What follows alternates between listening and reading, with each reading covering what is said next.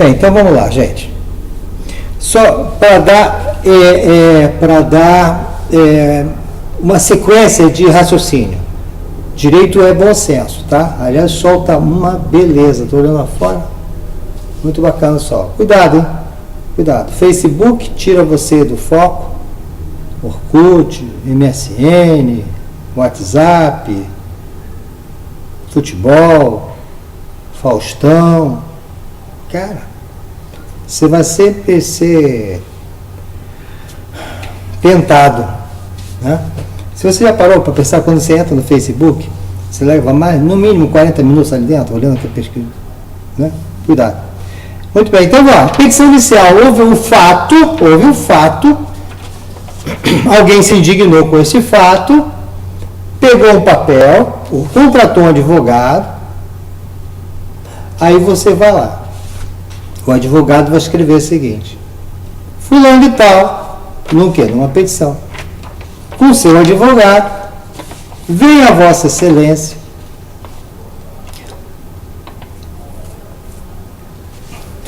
indignar-se contra fulano de tal. Aí está escrito assim, em face de, contra fulano, Beltrano. Aí qualifica o cara, casado, solteiro, viúvo e tal. Então eu vou propor a seguinte ação: ação de execução, ação de monitório, ação disso, aquilo, sei lá, cobrança, responsabilidade civil, em face dos fatos que passo a expor. E aí, então, os fatos foram esses, aconteceu isso, aconteceu. O fundamento é isso aqui. Por isso eu quero pedir imediatamente uma condenação. Imediatamente eu quero pedir que ele me pague. Então, a condenação é um pedido a que? Condenação a que? É um pedido mais distante.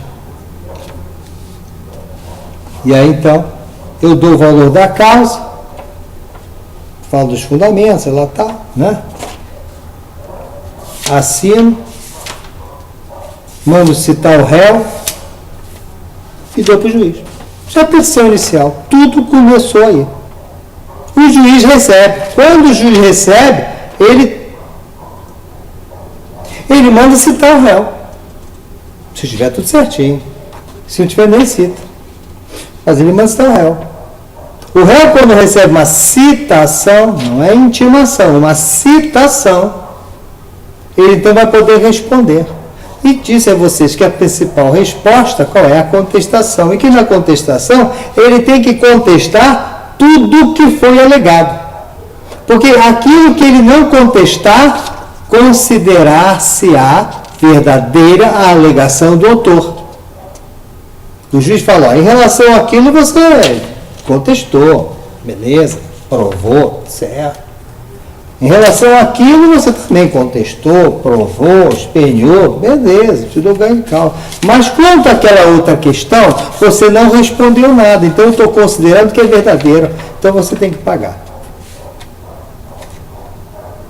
Isso é a contestação. Mas agora, o que o juiz tem na mão?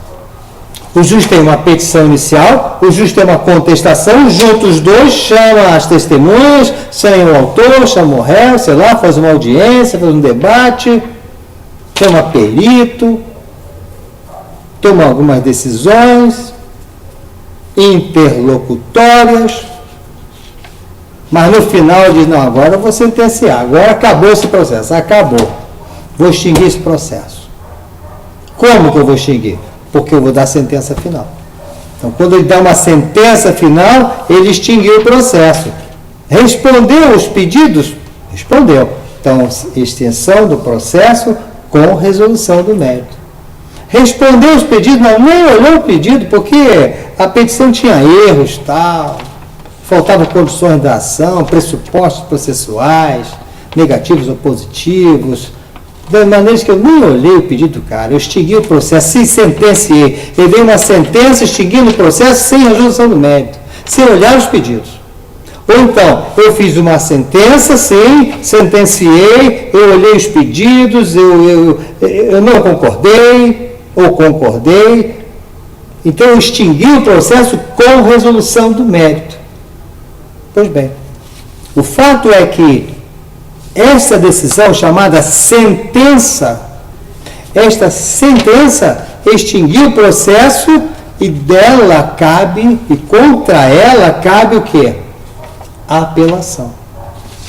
Artigo 513 do Código de Processo Civil, 513. A apelação interposta por petição dirigida ao juiz contém o nome, fundamento, pedido da nova decisão. O pedido da nova decisão, seu juiz, essa decisão eu não gostei não. Não está legal para mim, não foi favorável. Por favor, vamos mudar essa sentença. Pelo amor de Deus.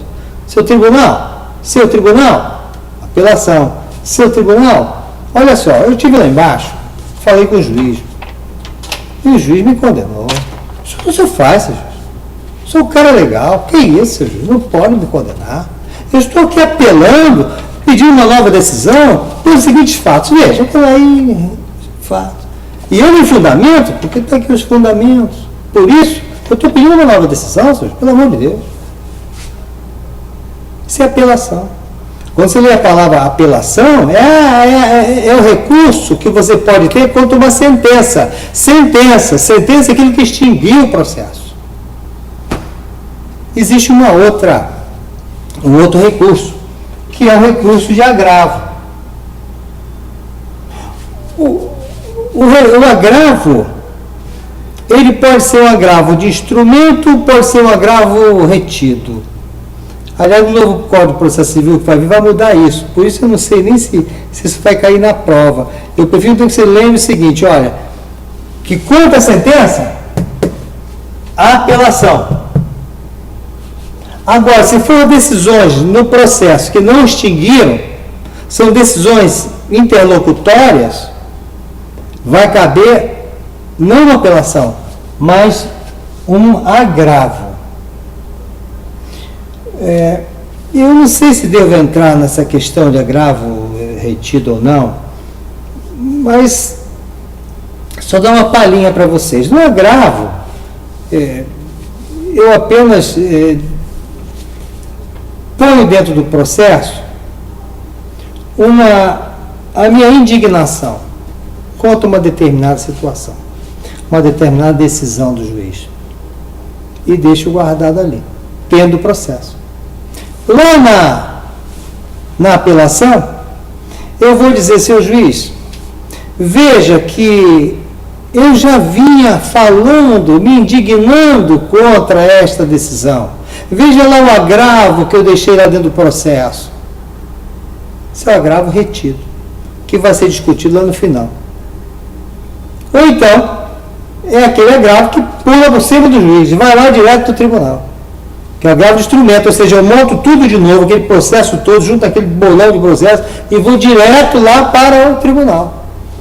Diz, olha, eu estou agravando, porque o juiz aqui está meio doido. Decisões, mas sem cabimento. São decisões, mas não são sentenças. Então, da sentença que extingue o processo, acabou, cabe apelar. Das decisões interlocutórias dentro do processo, que não acabou o processo, cabe agravo. Muito bem. Temos então os agravos e temos também os embargos infringentes. Os embargos infringentes estão no artigo 530. Olha o que diz o artigo 530 do Código de Processo Civil. De que eu vou falar agora, gente? Embargos infringentes. O que é embargos infringentes? É um recurso que eu tenho. Mas contra quem? Olha só a diferença. Cabem embargos infringentes quando o acordam. Ele não falou de sentença. Quando o acordam. Então a gente para um pouquinho e vamos discutir um pouquinho sobre a diferença entre sentença e acórdão. Olha só. A sentença é uma decisão monocrática dada por um juiz no primeiro grau de jurisdição. É só o juiz. Quando a decisão ela está no tribunal e essa decisão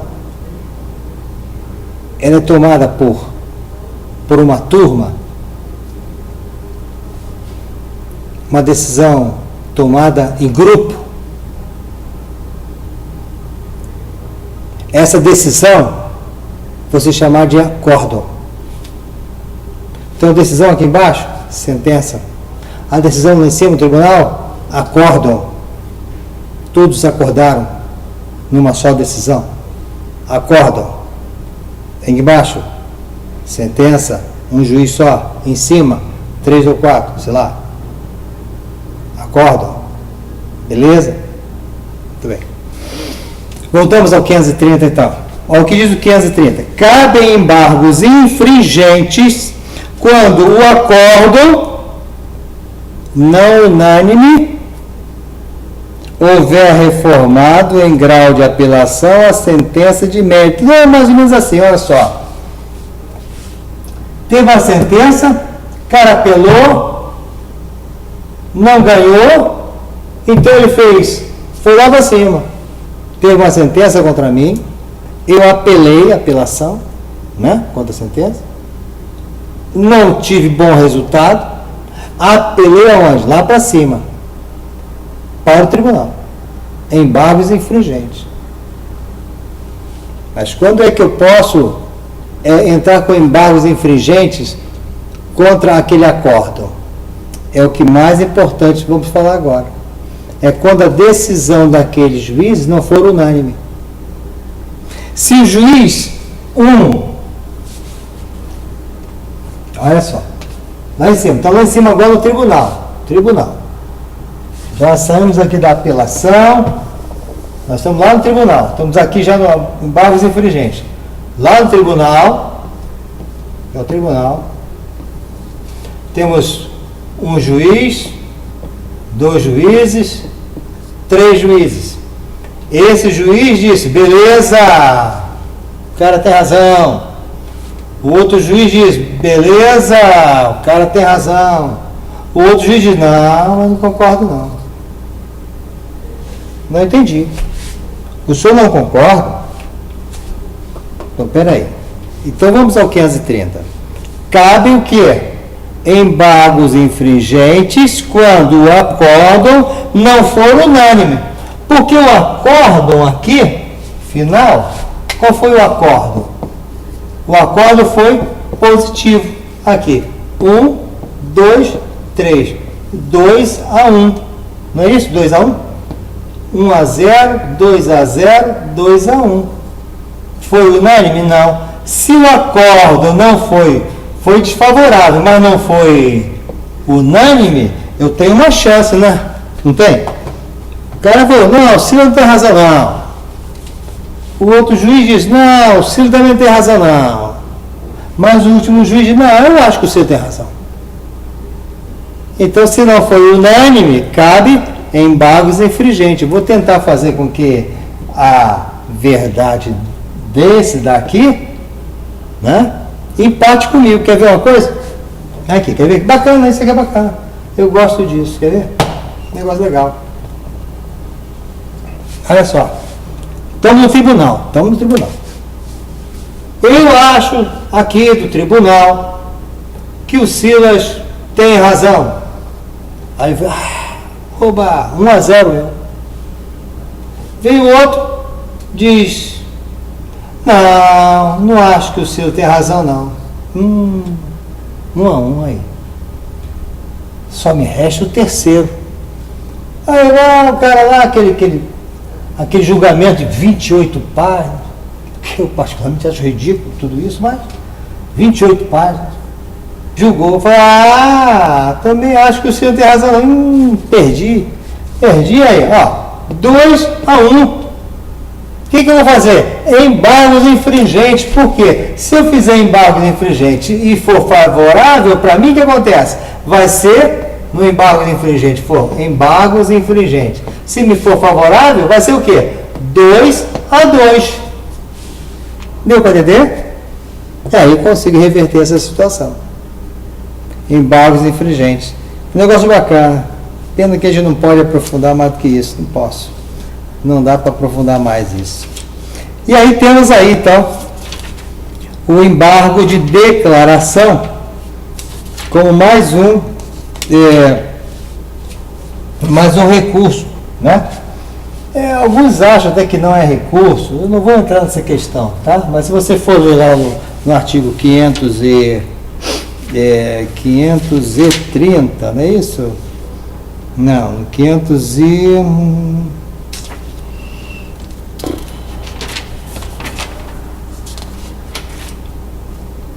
do 496, 496, ele vai dizer quais são os recursos, não vai? Apelação, agravo, embargos infringentes, embargos de declaração. Então, se está aqui no embargo de declaração desse capítulo, alguns doutrinadores dizem que é recurso.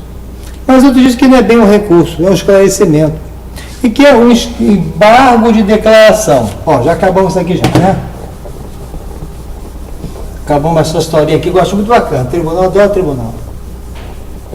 Próximo recurso é embargos de declaração. Embargo de declaração nada mais é dizer, peraí, seu juiz, só um momentinho. Tem uma questão aqui obscura, que não dá para entender. O senhor pode me esclarecer? Ou então, há uma obscuridade aqui enorme, né? O senhor pode me esclarecer? Talvez que a característica do esclarecimento, né, ele é muito grande. Está aqui no inciso 4. Né?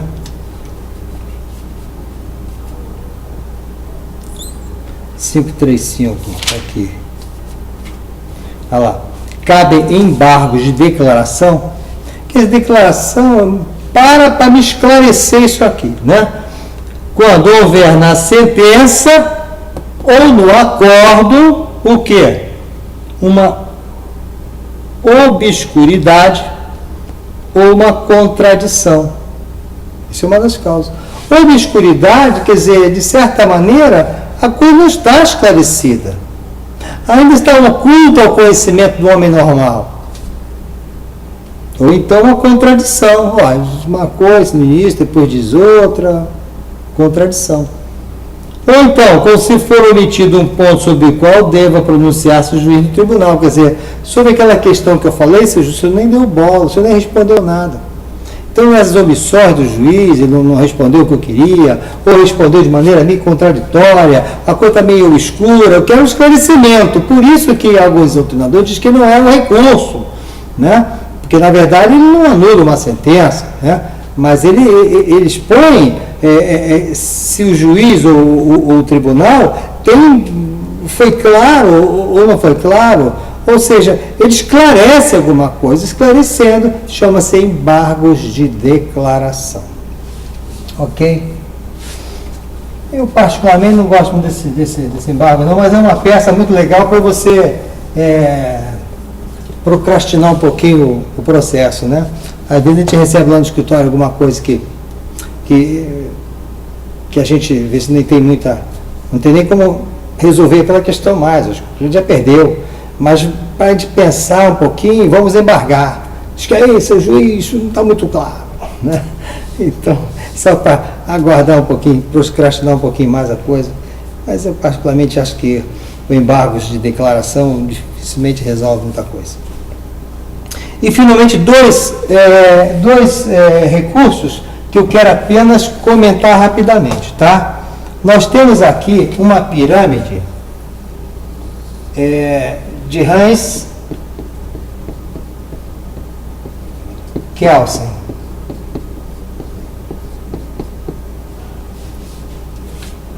Essa pirâmide de Hans Kelsen diz que lá em cima nós temos a Constituição Federal. Depois, embaixo, temos leis, etc. Vai descendo. O que mais interessa nesse momento aqui é que nós temos a Constituição e temos leis infraconstitucionais. A Constituição você já sabe o que é, já leram, já deve ter lido, o artigo 5º pelo menos, não esquece não. Olha que eu botei aqui, hein? Aqui, ó o macetinho, ó. Artigo 5º da Constituição, lê. Pois bem, aqui embaixo tem leis. Essas leis têm que obedecer à Constituição de cima, não tem? Então são chamadas leis infraconstitucionais. Quando a matéria discutida no processo, ela é uma matéria eminentemente constitucional, eu vou entrar com um recurso extraordinário. Aqui é um recurso extraordinário. Então, se a matéria é constitucional, o recurso deve ser extraordinário. E ele é julgado pelo Supremo Tribunal Federal. Aquele em que os ministros são nomeados pelo presidente e tal. Aí, se são nomeados pelo presidente, tem que estar meio preso à política do presidente, não é verdade? Claro, evidente. É por isso que às vezes você vê alguns julgados, ele vê, oxa, tá o mensalão, tem um cara lá, só julgando a favor, tal, o outro jogando duro. Eu acho uma aberração. O ministro do Supremo Tribunal é nomeado por um presidente, um operário. Bom, sei lá. Então, o recurso, se a matéria da sentença ou do acórdão lá em cima do tribunal for de ordem constitucional, recurso extraordinário Supremo Tribunal Federal. Se a matéria discutida no processo, questionada por alguém, as leis infraconstitucionais aqui embaixo, então você vai entrar com recurso especial. Então, se a matéria é lá em cima da Constituição Federal, o recurso é recurso extraordinário, julgado pelo Supremo Tribunal Federal.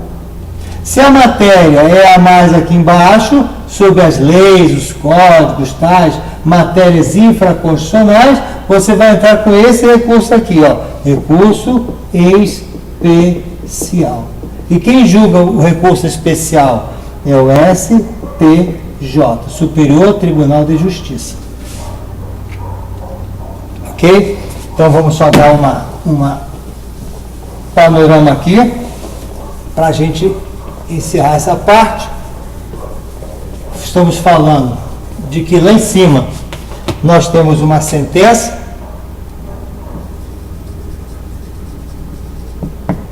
extinguir o processo com ou sem resolução do mérito, ou temos lá em cima um acordo lá em cima do tribunal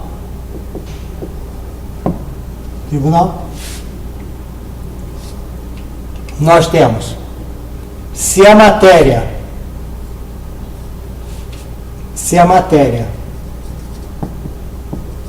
ela é constitucional,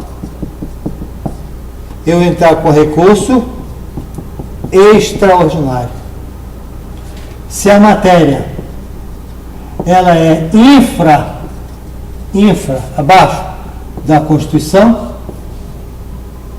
e quais são essas matérias infraconstitucionais? Leis, os códigos, tudo aí. Então nesse caso tem com recurso especial. Aqui é julgado pelo Supremo Tribunal Federal e aqui é pelo STJ, Superior Tribunal de Justiça.